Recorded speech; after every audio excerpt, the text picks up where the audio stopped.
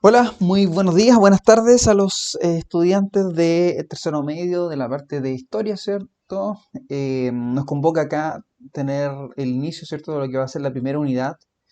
Vamos a hacer un trabajo con fuentes, vamos a introducir lo que es el tema de las fuentes porque es súper importante, ya que lo que yo pretendo en el año es que solamente nosotros trabajemos con tipos de fuentes, o sea, análisis de fuentes, ¿ya? Más que yo enseñarle historia, mi idea de este año, ¿cierto?, era que ustedes mismos vieran la historia a través de los recursos que se cuentan para poder hacerlo, ¿ya? Muchas veces se dice que los profesores de historia nosotros tendemos a adoctrinar a los estudiantes y a llenarlo un poco con nuestra idea. Bueno, es que obviamente es normal, porque si yo hablo desde una perspectiva, siempre mi perspectiva va a ser subjetiva, soy un ser humano y eso hace justamente que yo no sea una máquina. ¿Te das cuenta? No es malo eso, pasa. Lo malo es que se le enseñe mi verdad como una verdad absoluta. Lo interesante de esto es que ustedes tengan la capacidad de definir qué verdad van a considerar ustedes como una verdad propia. Una de las cosas súper importantes sobre esto es que las verdades no son generales, no existe una verdad única en el mundo. Las verdades son tantas como personas lo hay en el mundo y eso es una cuestión súper clara que tienen que tener ustedes, ¿ya? Por tanto, dando entre esta introducción, voy a presentar hoy día lo que es el trabajo con fuentes, ¿ya? ¿A qué se refiere el trabajo con fuentes? Son los recursos con los que nosotros contamos para poder trabajar la información de todo tipo, no solamente la investigación histórica, sino que también, por ejemplo, la investigación en matemáticas, en ciencias, en biología, sociología, en fin, todas las áreas de investigación, usted trabaja con fuentes.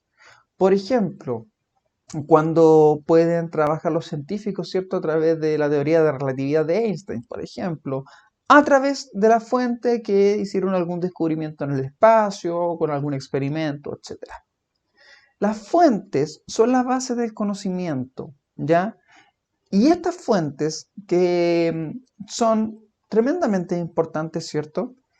Nos permiten y nos validan en cuanto a al valor de nuestras acciones y comentarios en el sentido académico y además obviamente nos entregan sustento a los argumentos cuando los defendemos. Yo les dije que cada uno de nosotros tenemos verdades. Mi verdad no es la misma verdad que la de ustedes, ni sus compañeros, ¿cierto?, van a tener la misma verdad que yo. Asimismo, ustedes muchas veces van a tener discrepancias con sus padres, con sus amigos, con sus novios, novias, porque de pronto, ¿cierto? Muchas veces las verdades no coinciden. Para mí algo es lindo, para la persona es feo. Bueno, ¿cómo yo puedo defender mi idea de que algo es lindo o que algo es feo, de que algo me gustó, o me parece bien o me parece mal? Bueno, es porque tengo que trabajar a partir de fuentes que le den sustento a mis ideas, a mis pensamientos y a lo que yo creo. Localizar, discriminar y seleccionar entre fuentes diversas la información que es útil para atender la necesidad de información que se tiene. Es decir, descomponer la información en partes para extraer únicamente lo que se necesita y así alcanzar el objetivo determinado es justamente una de las ideas más importantes de lo que nosotros necesitamos, ¿ya? Toda información que nosotros recibimos puede ser una fuente de información y nos puede servir para nuestros ideales, para nuestras tareas y para nuestro trabajo, ¿ya?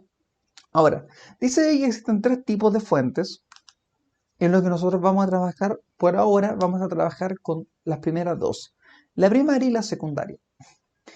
Esto nosotros lo he explicado un montón de veces en clase y me imagino que más de alguno, el profe no va a hablar de las fuentes primarias y secundarias. Bueno, pero no importa, si lo sabe, bien. Si no lo sabe, aquí puede aprenderlo. Y si por casualidad no lo sabe y el profesor no lo dejó en claro, hay mucha, pero mucha información de las fuentes primarias y secundarias en internet y en YouTube. Así que si no me entiende a mí, puede preguntarle a otra fuente. ¿Ya? ¿Qué son las fuentes primarias? Son las que contienen la información original que ha sido publicada por primera vez y que no ha sido filtrada, interpretada o evaluada por nadie más. Son producto de una investigación o de una actividad eminentemente creativa. Por ejemplo, si yo quisiera saber cómo era la vida de los judíos en la Segunda Guerra Mundial, en pleno, ¿cierto?, Alemania nazi, yo podría leer, por ejemplo, el diario de Ana Frank, que es un diario de vida, ¿cierto?, de una niña judía que justamente le tocó vivir ese difícil momento, y desde ahí yo poder tener una idea. Esa es una fuente primaria porque, como ustedes pueden ver, no fue filtrada. Ella dijo lo que veían sus ideas, sus verdades del momento, ¿cierto? Según su situación. No tuvo un editor, no tuvo una persona que cambiara o modificara, ¿cierto?, lo que ella quería decir en su diario de vida. Compone la colección básica de una biblioteca y pueden encontrarse en el formato tradicional impreso como los libros y las publicaciones seriadas o formatos especiales como microformas, los videocassettes y los discos compactos. Cuando ustedes quieren investigar una fuente así de original, de fuente, ustedes no les van a pasar, por ejemplo, un texto que hizo el rey Carlos V, ¿cierto? No, esos documentos se encuentran hoy en día todo digitalizado. Entonces, cuando tú vas a trabajar con esos documentos, tú vas a la biblioteca o a la hemeroteca, que es el lugar que trabaja con estas fuentes antiguas, y tú les pides, ¿cierto?, este documento y ellos te lo van a pasar digitalizado. Muy pocas personas tienen acceso, ¿cierto?, a las fuentes originales que son antiguas. Ahora, eh, también hay fuentes primarias que tú la puedes encontrar en la casa, por ejemplo, un diario antiguo. Es una fuente primaria que ustedes la pueden encontrar en su casa. Una foto de sus abuelos, quizás algunos de ustedes tienen una foto, algún retrato, ¿cierto? Les puede dar algunas luces. El diario de vida de algún familiar o de algún conocido les puede ayudar mucho. Grabaciones antiguas, ¿ya? Todo esto nos podría permitir conocer un poco más sobre la vida de nuestros antecesores, de nuestra familia, de nuestro pasado, de nuestra ciudad.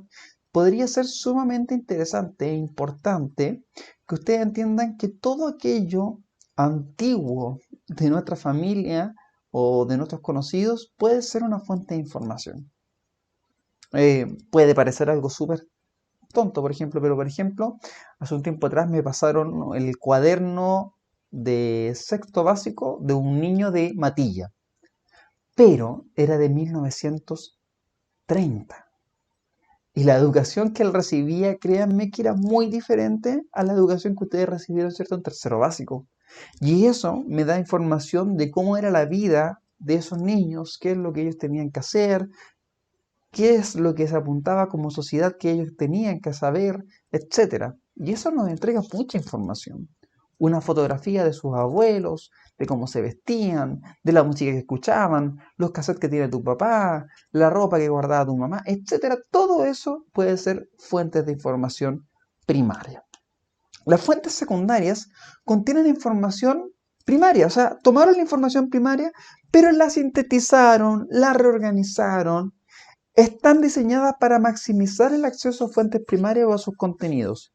Por ejemplo, cuando ustedes toman su libro de historia que les pasan a principio de año, ¿cierto? Ustedes pueden ver que les explicaban, por ejemplo, cómo fue la independencia de Chile, cómo fue, por ejemplo, la guerra del Pacífico, ¿cierto? Cómo fue la dictadura. Bueno, les explican todo. Bueno, para que una persona les pueda explicar eso, esa persona tuvo que haber recurrido a otros tipos de fuentes, a fuentes primarias o fuentes secundarias. De esa manera, este historiador o escritor sintetizó esa información y por tanto nosotros le llamamos una fuente secundaria, ¿ya? Lo bueno de las fuentes secundarias es que generalmente te entregan un resumen facilito de la información, ¿ya? Por ejemplo, la misma información que te pudo haber dado Ana Frank sobre lo que pasó con el holocausto judío y la vida, ¿cierto?, de los judíos en Alemania, tú los podrías leer en un resumen de Wikipedia en 15 minutos, en vez de tomarte las horas que te tomaría, ¿cierto?, el libro. Eh, lo que pasa, eso sí, que las fuentes secundarias son más generalizadas porque hacen como un análisis. También hay una interpretación de lo que el creador de la fuente secundaria considera más importante, ¿ya? Por eso es que nunca es lo mismo leer una fuente primaria que una fuente secundaria. La fuente secundaria te da un amplio espectro, pero no son muy detalladas. En cambio, las fuentes primarias generalmente son muy detalladas, pero obviamente no ven más allá de esa situación. Entonces, siempre es bueno complementarlos para que tú tengas la mayor idea de una verdad. Por ejemplo, ¿se acuerdan que el año pasado yo les pedí que ustedes hicieran una entrevista a padres, familiares conocidos que hayan estudiado en dictadura? Y muchos de sus padres, ¿cierto?, fueron contrarios, fueron a favor o sencillamente no estaban ni ahí con lo que pasaba en dictadura. Bueno, lo más probable es que muchos de sus ideales se hayan heredado a ustedes y ustedes probablemente, si sus padres son contrarios a la dictadura, ustedes también, o si fueron a favor, ustedes también. Es algo que relativamente en normalidad se hace. Ustedes tienen acceso a una fuente primaria que son sus padres, porque sus padres la vivieron y se las pueden explicar. Pero lo sería recomendado es que si ustedes tuvieran una idea clara de si que dictadura fue bueno o fue malo a sus ojos, es que ustedes pudieran comparar la información que dieron sus padres con la información que ustedes podrían encontrar en internet, con otras personas que vivieron en dictadura, con libros de historia que hablen respecto a eso, y desde ahí ustedes podrían tener una idea y decir, bueno, me parece esto positivo o negativo. Por eso es que es súper importante que ustedes trabajen y conozcan bien las fuentes, si son primarias y son secundarias. Se debe hacer referencia a ellas cuando no se puede utilizar una fuente primaria por una razón específica, cuando los recursos son limitados y cuando la fuente es confiable. Muchas veces ustedes copian y pegan de Wikipedia. Wikipedia nos puede dar muchas luces respecto a información, por ejemplo, pero no es una fuente 100% confiable, porque cualquier persona puede tomar Wikipedia y editarlo. Puede engañar, ¿cierto?, al editor de Wikipedia y decir, ¿sabes qué? Y colocar, ¿cierto?, alguna sandez o alguna estupidez en Wikipedia. Entonces tengan mucho cuidado. Siempre es bueno, como les dije, recurrir a más de una fuente para tener información con respecto al tema. Y siempre es bueno, ¿cierto?, utilizar como base fuentes primarias y complementarlas, ¿cierto?, con fuentes secundarias, ¿ya? La utilizamos para confirmar nuestros hallazgos, ampliar el contenido de la información de una fuente primaria y planificar nuestros estudios, ¿ya? Por ejemplo, fuentes secundarias pueden ser enciclopedias, antologías, directorios, libros, artículos que interpreten la historia. También, por ejemplo, eh, documentales, por ejemplo, el de los mayas, ¿cierto?, que ustedes pueden encontrar en el History Channel, incluso en Netflix, hay unos documentales súper buenos. Son interpretaciones, ¿cierto?, análisis, síntesis de lo que pasó en base a fuentes primarias. Hay películas también que son muy, muy buenas fuentes secundarias que les pueden dar luces. La lista de Schindler es una de ellas, ¿cierto?, que les pueden obviamente todo esto tiene una parte de ficción también, pero si ustedes separan lo que es ficción de realidad, les puede entregar, ¿cierto?, algunas luces de lo que pasó en ese momento histórico. También hay cómics, hay dibujos, hay ilustraciones que hacen, por ejemplo, personas en relación a cierta información y pueden escribir libros de novela histórica, por ejemplo, ¿ya? Así que también sería una forma de conocer. Como les dije, si ustedes quieren saber la información real, siempre es bueno partir con las fuentes primarias, ¿ya? Preguntarle a un papá, a algún abuelo que haya vivido con eso, ¿cierto? Buscar en internet, hay muchas fuentes primarias, hay una página que se llama memoriachilena.cl que tiene un montón de fuentes primarias, y para complementar y dejar todo eso zanjado, ¿cierto?, acudir a las fuentes secundarias. Veamos esta fuente primaria que trata sobre las condiciones de vida, ¿cierto?, de los trabajadores a comienzos del siglo XX, o de la vida más bien de los niños, en todo este problema que nosotros llamamos como cuestión social. Si ustedes recordarán, ¿cierto?, eran los problemas que vivía la clase baja chilena, ¿cierto?, a comienzos del siglo XX y a fines del siglo XIX. Dice así: separándose un poco del cierto centro de ciudad, habrá dado con las calles llenas de lodo, habrá tropezado con montones de basura y habrá hundido sus pies en colchones de tierra, que a veces suele formar nubes de polvo, con los juegos de los harapientos muchachos y de los innumerables perros del vecindario. El pañuelo en las narices es cosa precisa para acercarse a ciertos lugares. Allí son amargados al mismo tiempo y los 5 sentidos del pobre transeúnte, por las variadas escenas indecentes e inmorales que nos presentan al pasar. Se ve en confuso desorden el brasero que se hace la comida, estacadas clavadas con las que cuelgan ropas, sombreros, canastos, etc. Y en un rincón se ven amontonados choclos, papas, repollos, produciendo un olor a putrefacción. ¿Cómo no han de salir los muchachos a saltar a la calle, que es el verdadero patio de tales habitaciones? Solo quedan los más pequeños, y no es extraño verlos medio desnudos y tendidos sobre el pavimento, sobre el húmedo pavimento. Fíjense algunas cosas súper importantes. Primero, el lenguaje, ¿ya? Fíjense la I latina. En ese tiempo, cuando se escribía, no se utilizaba la Y, sino que se utilizaba la I latina. Y muchas veces cuando leamos fuentes antiguas, ¿cierto? Nos vamos a dar cuenta que se escribía porque el idioma, ustedes lo han visto con la profesora Sara más de alguna vez, me imagino, va cambiando. El español que ustedes pueden ver de comienzo del siglo XX no es el mismo español que nosotros tenemos ahora. Y más atrás, ¿cierto? Nos encontramos con un español mucho más difícil. O sea, un día leemos las cartas de Pedro de Valdivia, por ejemplo, que le escribía al emperador Carlos V. Muchas veces nos vamos a entender qué diablo estaba escribiendo Pedro de Valdivia, pese a que su caligrafía era muy bonita y todo, no lo entendemos, porque el idioma va cambiando, va modificando. Dicen que el idioma tiene vida. Fíjense algo súper importante también, eh, es el testimonio, ¿cierto?, de una persona que va hacia un vecindario pobre, ¿cierto?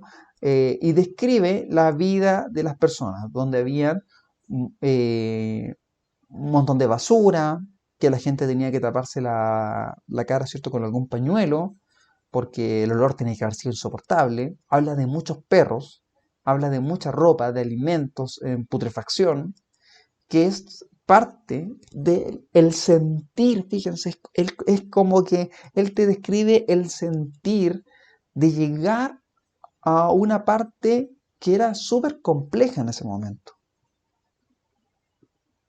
Esto es algo que tú lo puedes visualizar como en una película, pero que te lo expliquen de ese modo, solamente te lo puede explicar así, lo que son los aromas, las sensaciones, eh, las ideas que se le ocurren a una persona estando ahí, solamente tú lo puedes extraer de una fuente primaria, ¿ya? Veamos, por ejemplo, una fuente secundaria.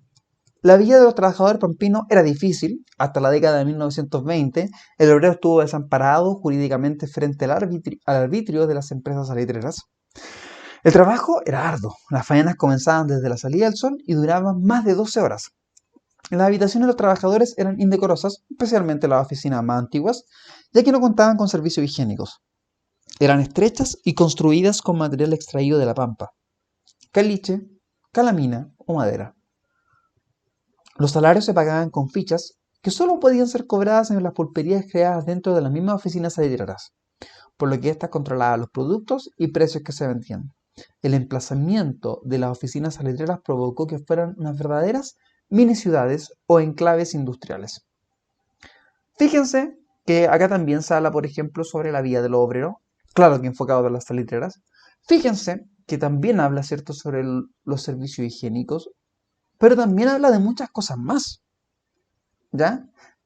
También te hace un pequeño análisis de considerar a la vida de las salitreras como mini ciudades, te hace una explicación, pero sin duda alguna no te sumerge en la vida de de la vivienda obrera como lo fue en una fuente primaria.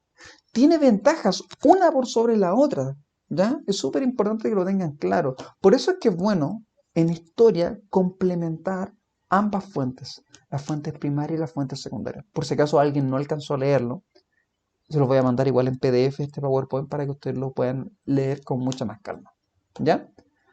Bien, niños, esto va a ser algo súper breve. Vamos a hacer una actividad. Primero, ¿qué diferencia encuentras en la redacción de ambas fuentes? No solamente por la letra I, ¿cierto? Sino que ¿creen que fue redactado de una manera diferente? ¿Sí? ¿No? ¿Por qué? 2. ¿Cree que un tipo de fuente te puede entregar más información que otra? Explique. 3. ¿Qué ventaja crees que tiene un tipo de fuente por sobre la otra? Por ejemplo, ¿qué ventajas crees que tiene la fuente primaria por sobre la secundaria? ¿Y qué ventajas crees que tiene la fuente secundaria por sobre la primaria? ¿Ya? Cuando ustedes estaban haciendo el trabajo de investigación, ese que nunca alcanzamos a terminar, ¿cierto? Por todo lo que ha pasado, ¿qué tipos de fuentes iban a utilizar ustedes? ¿Fuentes primarias o fuentes de tipo secundaria? por favor, le pido que fundamenten y expliquen esto. Y en tus trabajos de investigación, cuando la profesora Irisita, ¿cierto?, les dice, bueno, investigue esto. Cuando la profe Janecita le dice, investigue esto. ¿Ustedes buscan fuentes primarias o fuentes secundarias? ¿Por qué? Mis niños, como pueden ver, son actividades que necesito que por favor un poco como que las mediten, reflexionen sobre ello, considerando que la importancia que les dije que tienen este tipo de fuentes y este trabajo, ¿cierto?, en nuestra vida cotidiana. ¿Ya? Eso, me mandan el trabajo, yo les voy a entregar la fecha por el correo, ¿cierto?, mediante la plataforma del colegio. Y eso, ¿ya? Cuídense mucho, nos vemos, ojalá dentro de poco todos sanos y salvos. Un fuerte abrazo, chao, chao.